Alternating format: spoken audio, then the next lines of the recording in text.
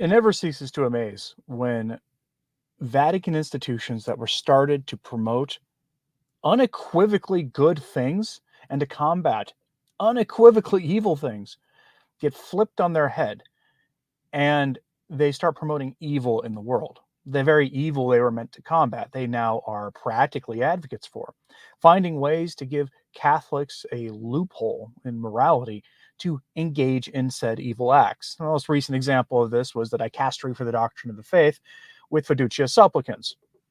That story has been adjudicated ad nauseum, so we won't delve into that one much more, but it does play a role here of influence in this topic. Instead, we're going to talk about something much more blatant in that regard, and that is the Pontifical Academy for Life, started by John Paul II to combat various evils in the world. You can guess what they are. I know many of you want me to come out and just say the word. Well, this is a topic we have to be careful with. You see, and this will be news to many of you watching, our hosts here on the YouTube take a rather, we'll call it dim view to covering these topics. I'm not willing to destroy years of work on this channel by breaking their rules blatantly, but we do have to cover these topics, even if they don't like it. So we have to be careful about the language we employ when covering them. We just do. Our Lord commanded us to be as wise as serpents and as gentle as doves. I'm not very good at being the gentle as doves thing, hence why my use of nicknames, clever nicknames for certain church officials has mostly gone away. But I try to be as wise as a serpent, as gentle as a dove. I'm just not very good at it often. Besides, it's not actually hard to figure out what I'm saying when I talk about these more spicy subjects. So let's get into this without further delay, because the Pontifical Academy, started by John Paul II to combat the greatest evils of our time, is now helping those evils. See, it was started by John Paul II to essentially help try to stop this growing evil culture that doesn't like people at all and seeks as many excuses as possible to, well, end them, especially innocent ones, or at the very least, if not innocent, at least not ones who have forfeited their right to exist by bringing great harm to others. As a consequence, John Paul II put serious church resources into efforts to combat this growing culture of evil dominating the West. You may not like John Paul II on a lot of things, because a lot of traditionally minded Catholics don't, but on this one, there's no complaints. There should never be. When Pope Francis came in, he sacked the good Orthodox Catholics working there and put a bunch of wicked heretics in charge of the operation. And they've put out a whole host of documents and speeches and the rest trying to align the Pontifical Academy for Life with the forces of evil that they're supposed to be fighting against. And it just happened again this week, causing an uproar among the faithful in Europe to the point where the cardinal in charge of it, Cardinal Paglia, told his critics to basically get a life and read what they wrote in context. His response wasn't good, and when he did this on social media, he got ratioed, but it was what we'd expect from those mired in sin. And make no mistake about it, putting the church to the service of the growing darkness in the secular world is without a doubt a sin of the gravest kind. So we turn to New Daily Compass for this. We're going to call a carefully read headline: Vatican Pontifical Academy for Life's latest publication condones, we'll call it mercy endings and helping people remove themselves from this mortal coil. Archbishop Paglia's Pontifical Academy publishes the small lexicon of the end of life, which explains its positive bent towards those evil practices. How? By legitimizing advanced treatment provision, which is a legal provision known in Italy, and qualifying helping some remove themselves from this mortal coil as a legally legitimate conduct. I see what I mean by spicy. These topics are actually not allowed here at all, except by approved voices who can speak bluntly about them. The Vatican is aligning with those voices too, because they all lean in the direction of this document. The Vatican is now approving the logical consequence of this embrace of the culture of the Grim Reaper, basically, and the devaluing of human life that is part and parcel of that culture. You cannot convince me that the men authorizing this are Catholic either. They may have offices there in the church. They may, by outward appearances, be not only Catholic, but people of high esteem in the church. But no Catholic who has any formation in the faith can be okay with this practice. I'm going to remind people of something here to get a little mystical on you and about prophecy, but the third secret of Fatima warned of an apostasy in the church led from the top. That was attested to by numerous cardinals and bishops who claimed to have been in the room when Paul VI, John the 23rd, and John Paul II read the Third Secret, and they were men from across the internal church ideological spectrum.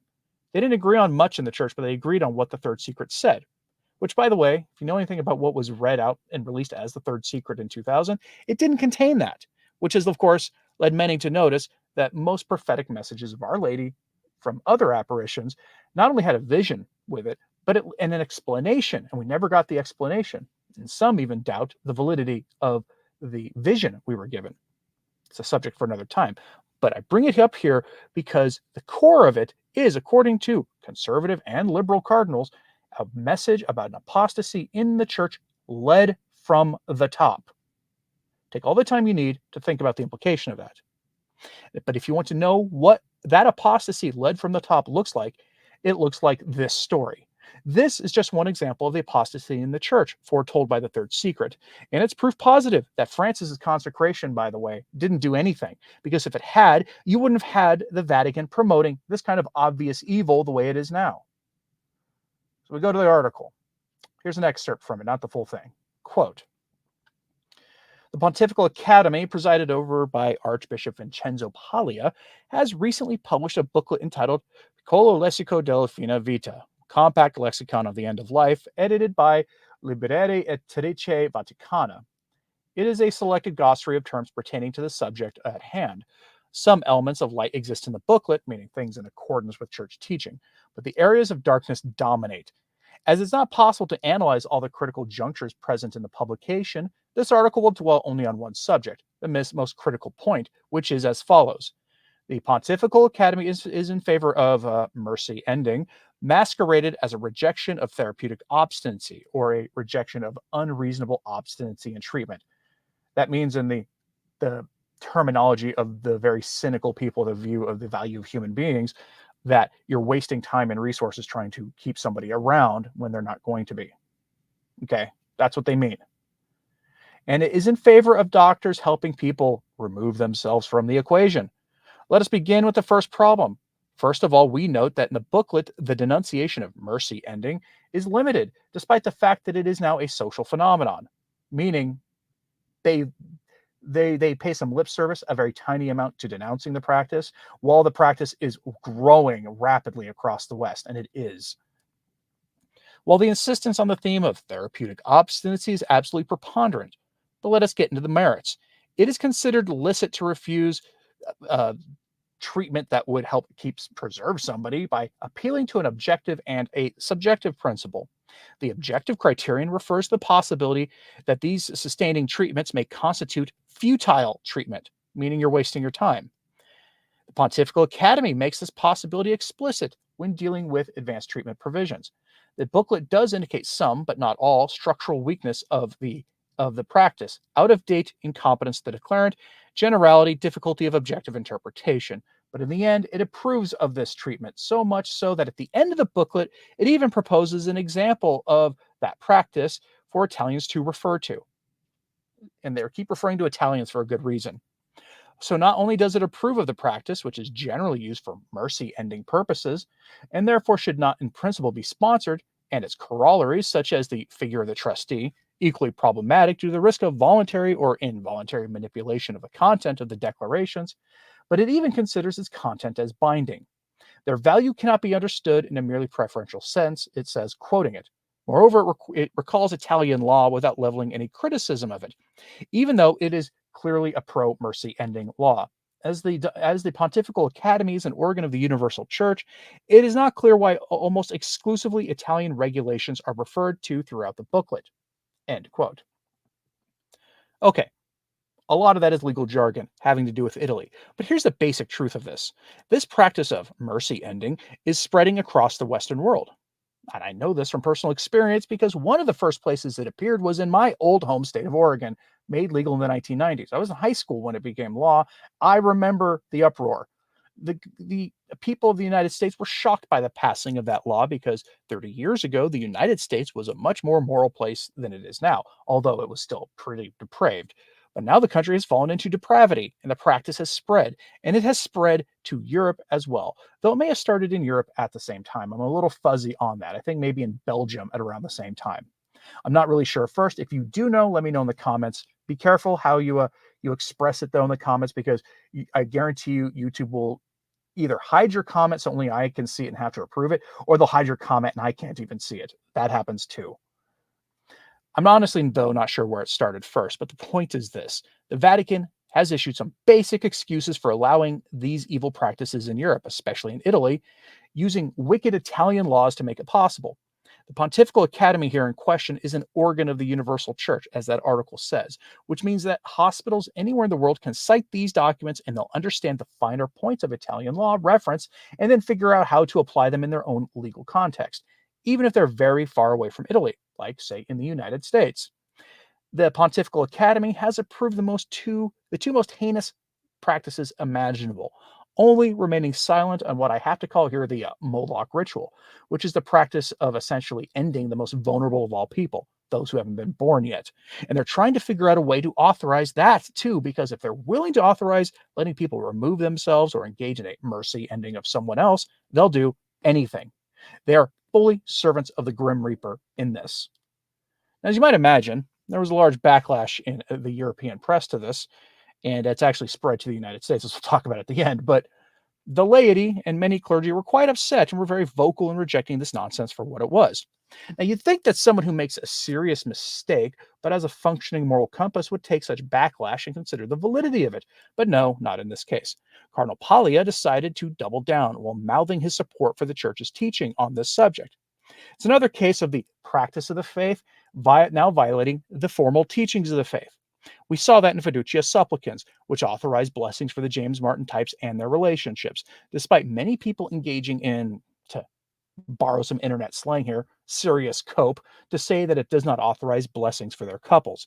But the document makes clear that it does, and the same is true here with this. So we go to the follow-up article that the Daily Compass published, I think, the very next day, with this headline: Paglia adds insult to injury on mercy endings, and doctors helping people remove themselves. After being severely criticized over the small lexicon on the end of life, Monsignor Vincenzo Paglia gives 3 interviews in which he confirms the errors in the actual booklet. Confirms means it repeats them. His rejection of those evils is only formal, while in substance his position contradicts church doctrine.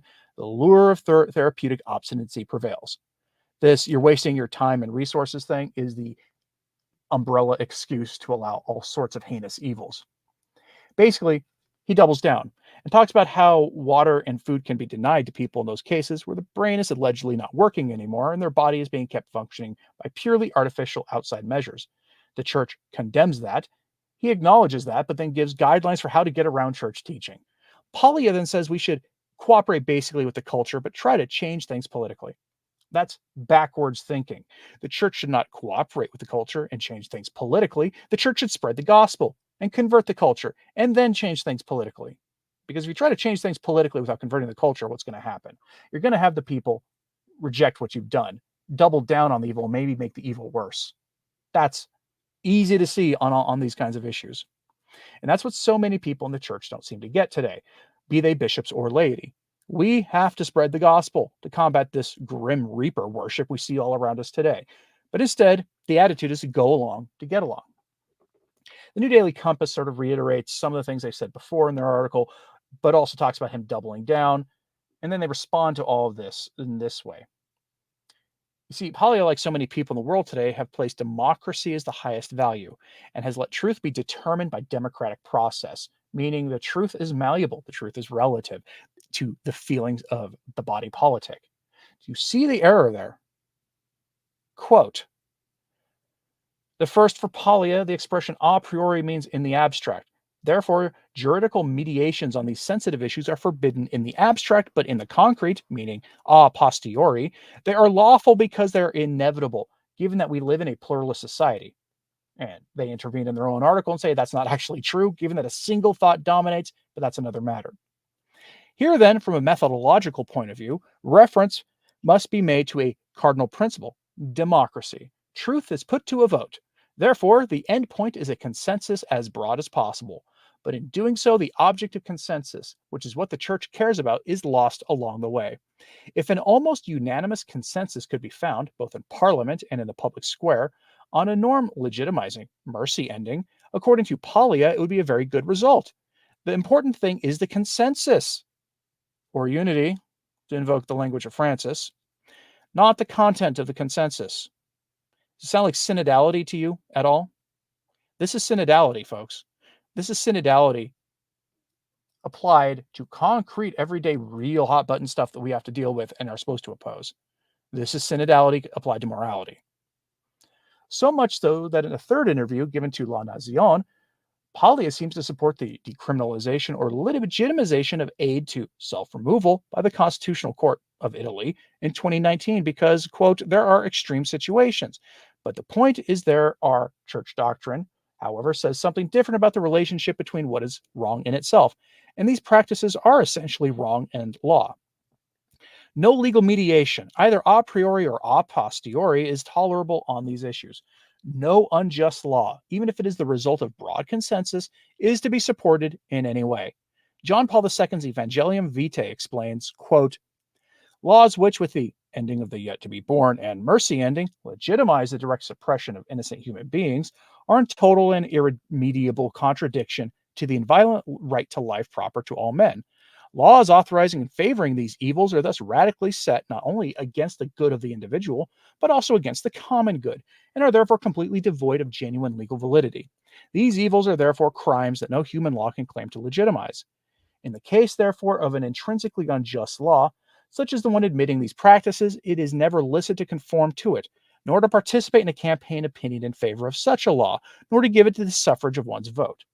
And on the subject of consent, would these crimes cease to be such if, instead of being committed by unscrupulous tyrants, they were legitimized by popular consent? The value of democracy stands or falls with the values it embodies and promotes. Again, this is John Paul II. Forgetting Paglia-style mediation and broader consensus, Catholic doctrine commands us to reject at root norms that legitimize mercy ending and doctors helping others remove themselves, even if approved by all. And somewhat quote. You see, this gets to the heart of the problem here. Many Catholics today want to be popular with the world. See, this thinking goes back at least to John the 23rd, who opened the windows of the church to the world to let in some fresh air, as he called it when he announced the Second Vatican Council. He wanted the church to get with the times and start accompanying the world instead of condemning its evil inclinations so much. He chose to do this in the early 1960s, which was, to put it mildly, catastrophically bad timing, and probably helped to fuel the revolution of impurity, license, and immorality that was launched in that decade, and which has led to this culture of evil we live in today. The sins that we're talking about rather obliquely and in coded terminology here are widely accepted because of those sins made normal in the 1960s. And the church didn't help because the men running the church at that time opened the windows of the church to the world, which in practice meant the priests, laity, and episcopate no longer having the spines to stand up against evil. In fact, the one time Paul VI tried to stand up against evil with Humanae Vitae, you're probably well aware that most of the bishops in the world told him to take a hike with that document. They didn't care what he said. And then they told their laity to ignore it, that it wasn't binding on their conscience, even though he was reiterating the constant teaching of the church going back to antiquity.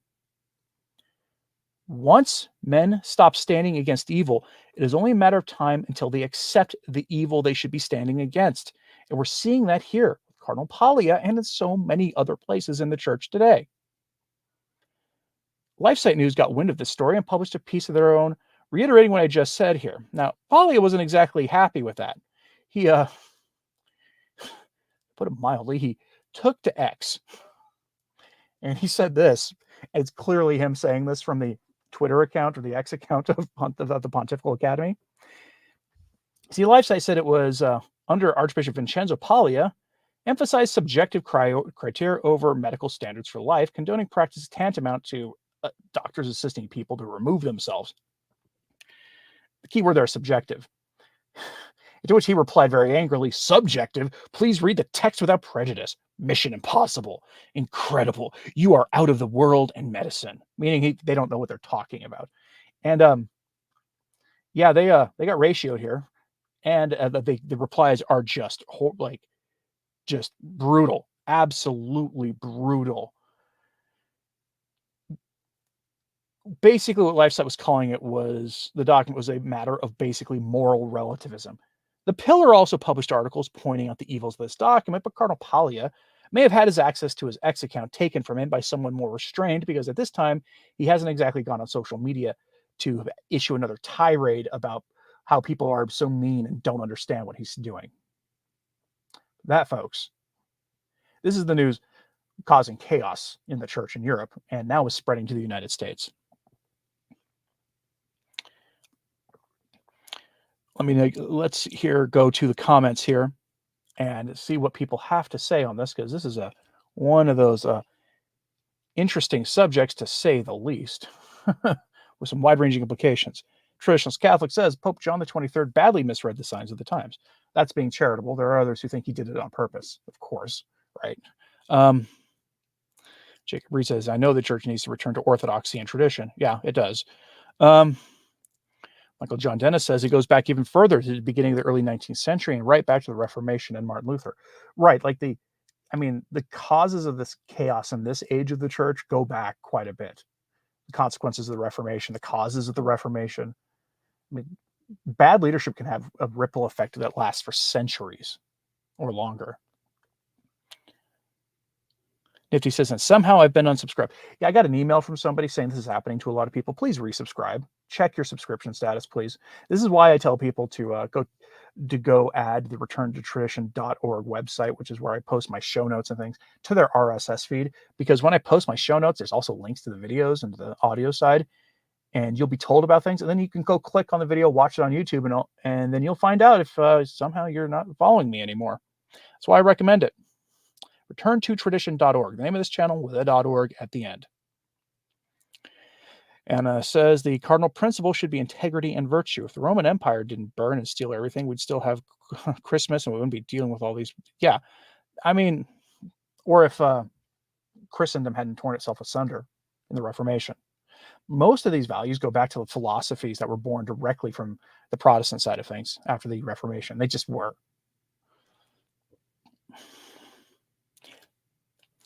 Damon Keller says, funny how this is released on August 6th in a sign, Fatima on the 13th. Seems like God is showing us anger. How much longer, O Lord, until it's finished? I think we have longer to go than a lot of people think. Did I hear you say that the 23rd opened the church to fresh air? Well, he opened the windows to fresh air, which is the values of the world. Let the values of the world in and see what happens. Traditionalist Catholic says it's not spinelessness. This is collaboration with the world. I think it started with spinelessness, really, at least among many of the cardinals, but then it very quickly does become collaboration. It does. Because again, when you stop standing up against evil, what happens? You get numb to it, and then you start accepting it because it's the normal thing.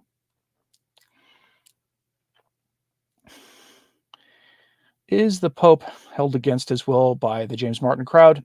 No, there are many people pointing out evidence that he's actually, at least spiritually, on the same side. I don't know about, we'll say, in practice. I would need a lot of evidence before I'd be willing to make that level that against him. But he's clearly, by his own practice, been a ally of theirs, to use the language of the world. All right, folks. Thanks very much for tuning in here. Oh, Benedict says polling hugely in the UK is in favor of these practices. It's really sad. I hope it doesn't come here. You already have some of that. You already have some of it there. People go to Switzerland to do that usually, but complain it costs so much money. Yeah.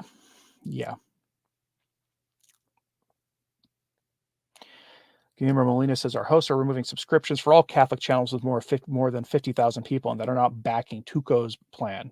All languages. I'm not surprised by that. All right, folks. Thanks very much for tuning in today. As always, pray for the church, and including, as Jacob Reed says, pray a rosary. I'm Anthony Stine. Ave Maria.